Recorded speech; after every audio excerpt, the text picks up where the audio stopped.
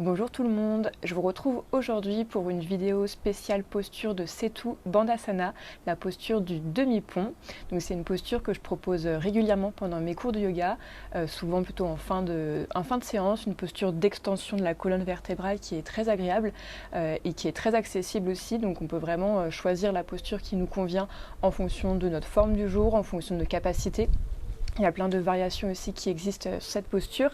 Donc aujourd'hui, je vous propose de la pratiquer ensemble, de décortiquer un petit peu la posture, la montée, comment on tient dans la posture et comment on redescend de la posture, et aussi de vous proposer quelques variations. Donc en termes de matériel, vous aurez besoin de votre tapis de yoga et également au moins d'une brique si vous en avez une. Si vous en avez deux, c'est encore mieux. Et si vous n'avez pas du tout de bloc en liège comme ceci, vous pouvez aussi prendre un gros livre assez large, assez stable, qui pourra aussi faire l'affaire. Donc vous pouvez déposer les petits blocs à côté de vous. Pour l'instant, on n'en a pas besoin pour le début de la pratique, et tranquillement venir vous allonger sur le dos sur votre tapis. Donc avant de commencer à monter dans la posture du demi-pont, on va d'abord veiller à avoir le dos bien allongé. On cherche à avoir l'autograndissement même si on est allongé sur le dos. Donc on va commencer par tendre notre jambe droite et vérifier qu'on a le bon espacement déjà entre talon et fesse. On ne veut pas avoir le talon trop proche de la fesse, mais pas trop éloigné non plus. Donc pour avoir la bonne distance, tout simplement, en fait, on va mettre le pied, et je me rends compte que les blocs sont très mal placés, ce qui gêne du coup pour voir. Hop. On va mettre du coup le pied gauche sur la même ligne que notre genou droit. Et ici, une fois que c'est fait, on va pouvoir replier la jambe droite et on a le bon espacement entre nos talons et nos fesses. Ensuite, on va s'occuper de notre bassin. Vous allez pouvoir attraper votre bassin de chaque côté, les mains sur les crétillacs, soulever de quelques centimètres et faire une rétroversion du bassin. Donc c'est comme si on voulait enfourner un plat au four. Vraiment cette image de hop, on rétroverse pour poser le sacrum, le haut des fesses en quelque sorte, sur le tapis. Ça permet de bien plaquer le bas du dos sur le tapis. Ensuite, on va pouvoir attraper nos épaules. On soulève de quelques centimètres et on crée de l'espace entre les omoplates et on redépose les épaules. Les épaules sont bien ancrées dans le sol. Et la dernière étape, on attrape notre tête, on la soulève délicatement, on tire doucement vers l'arrière, on allonge la nuque et le menton qui rentre légèrement vers la poitrine.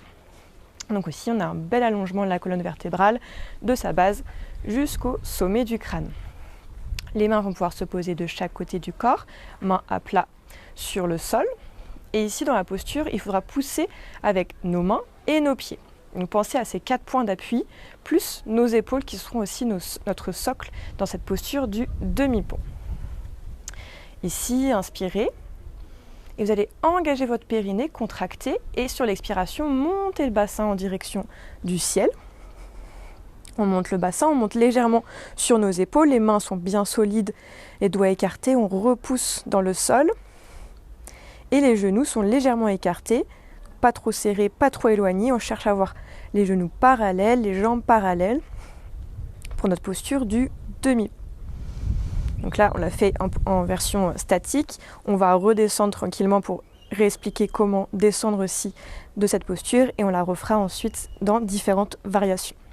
Donc pour la descente, on va essayer de décomposer le mouvement en reposant le haut, le milieu, puis le bas du dos. Donc pour ce faire, vous allez pouvoir soulever vos talons, on monte un petit peu sur les pointes de pied, et venir poser délicatement le haut, le milieu, le bas du dos, comme si on voulait rapprocher les fessiers des talons. On a voulu créer le même allongement de la colonne vertébrale qu'au début. Donc quand on redépose le corps, on ne vient pas tout simplement reposer comme ça en cambrant. Au contraire, on cherche à venir reposer hop, en approchant les fessiers des talons et en recréant de l'espace. Donc là, c'est normal si on a aussi plus le bon écartement par rapport au début entre talons et fessiers. Donc on peut refaire la petite technique. Hop, une jambe qui est tendue, on vérifie que le pied est sur la même ligne que le genou et on vient ensuite reposer le pied au sol, les 2 pieds au sol. Donc là, on va refaire cette posture en version dynamique. Donc on fera des montées, des descentes, mais sans venir poser le corps complètement. À nouveau, sentez que vous avez le bas du dos bien ancré. Refaites les petits ajustements bassin, épaules et tête si vous sentez que vous êtes déséquilibré, que vous avez modifié votre placement. Et si c'est OK, à nouveau, on engage le périnée, puis on monte le bassin. On remonte un peu sur ses épaules. Et sur les exercices qui vont suivre, pensez à bien respirer calmement par le nez. On n'est pas en apnée. Et on engage les muscles de nos jambes pour descendre et pour remonter. Allez, c'est parti, on va pouvoir descendre le bassin, on ne touche pas le sol. Et avec la force de nos pieds, hop, on remonte. On va le faire 5 fois. On descend et on monte. On descend et on remonte le bassin, on pousse vers le ciel. On sent que ça s'active dans nos quadriceps, à l'avant des cuisses. Dernière fois. Et on reste ici en haut. Sur 5, 4, 3, 2, 1. Et comme tout à l'heure, on va redescendre en contrôlant le mouvement. On peut à nouveau soulever les talons et venir redéposer le haut, le milieu et le bas du dos tranquillement dans le tapis. Ici, si vous avez le livre ou bien la brique à proximité, vous allez pouvoir prendre ce support et le placer juste à côté de vous pour la prochaine variation du demi-pont. À nouveau, on se place. Gardez bien la brique à proximité.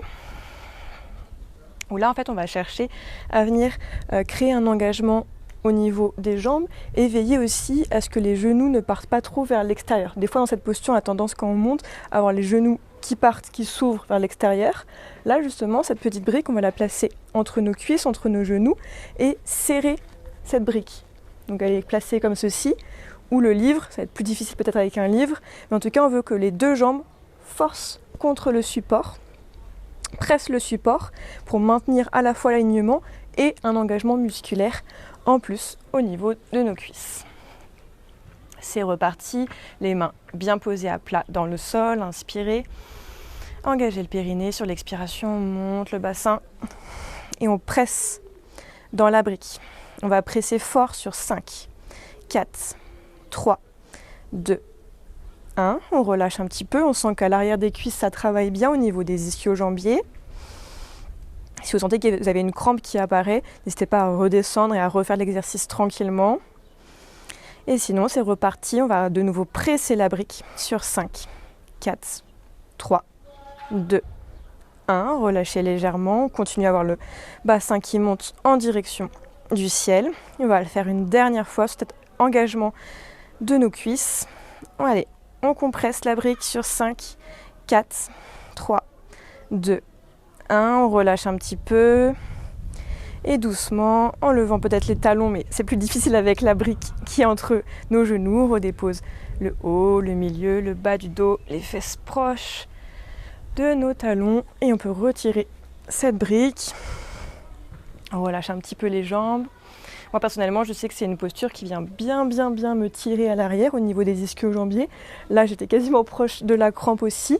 Donc c'est important de la faire de différentes manières, en statique et en dynamique, pour venir aussi renforcer ce muscle qui a besoin d'être étiré et renforcé comme tous les muscles de notre corps pour qu'ils soient en pleine forme et en pleine capacité de leurs moyens. Hop, je prends aussi le deuxième bloc à proximité. Donc si vous en avez deux, c'est le moment d'avoir les deux à proximité. Si vous en avez qu'un, c'est bien aussi. On va faire avec. Donc là, on est venu travailler de manière assez dynamique. On est venu renforcer un petit peu nos cuisses, nos ischio-jambiers. Là, je vous propose de la faire en version plus restaurative, version plus relaxante. On appelle du coup ça le demi-pont supporté. Replacez-vous correctement, bassin, épaules, tête. Les briques sont à proximité.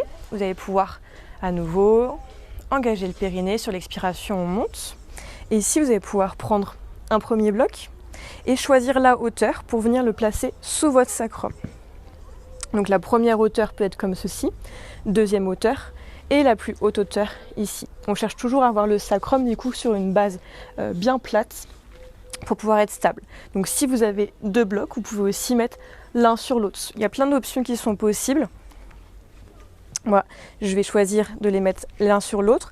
Donc ici, pour avoir plus de hauteur, je me place sur mes pointes de pied. Je me hisse un petit peu plus. J'ai les deux blocs qui sont bien stables l'un sur l'autre. Et je pose mon sacrum, je vérifie que je suis bien stable.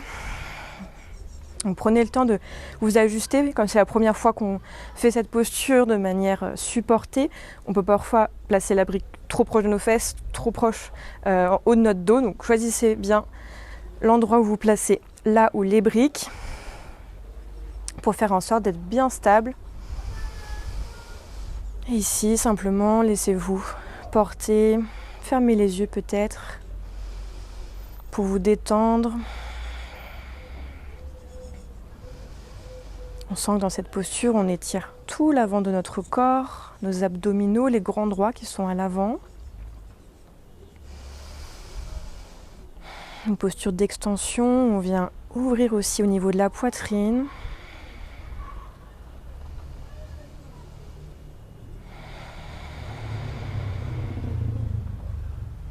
Respirez calmement par le nez.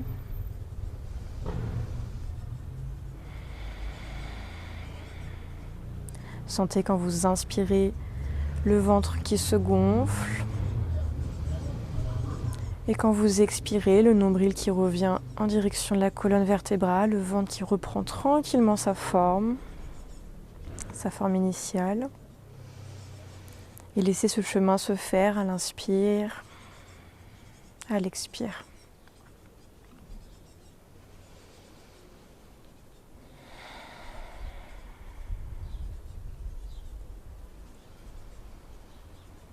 Cherchez à vous détendre le plus possible.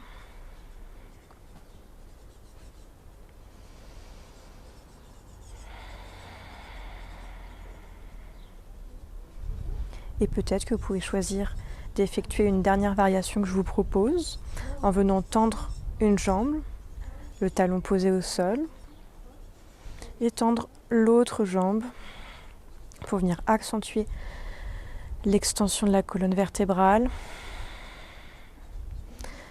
Essayez, peut-être que vous testez que c'est inconfortable et vous revenez les genoux pliés. Ou bien que vous avez besoin d'ajuster la hauteur de la brique ou des briques.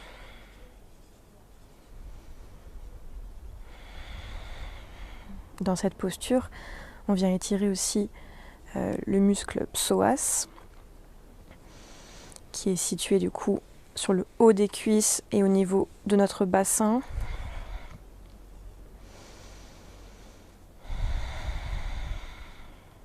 Sentez l'étirement dans cette zone du corps. Et continuez à respirer calmement, profondément.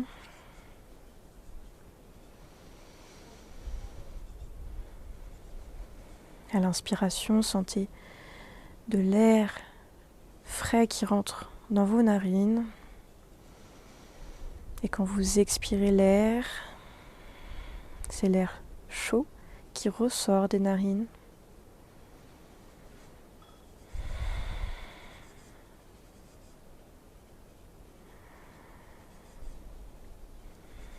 Observez comment le corps se détend au fur et à mesure.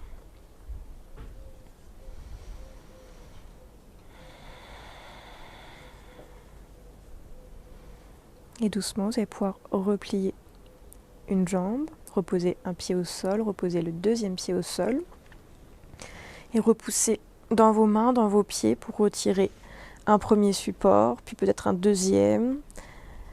Et comme au début, on vient replacer le haut, le milieu, le bas du dos dans le tapis. Vous allez pouvoir écarter les pieds à la largeur du tapis et laisser retomber les genoux l'un vers l'autre.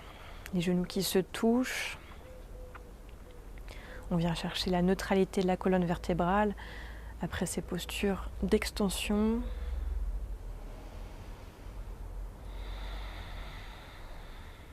Et ici, vous pouvez rester quelques instants. Choisissez le temps qui vous convient.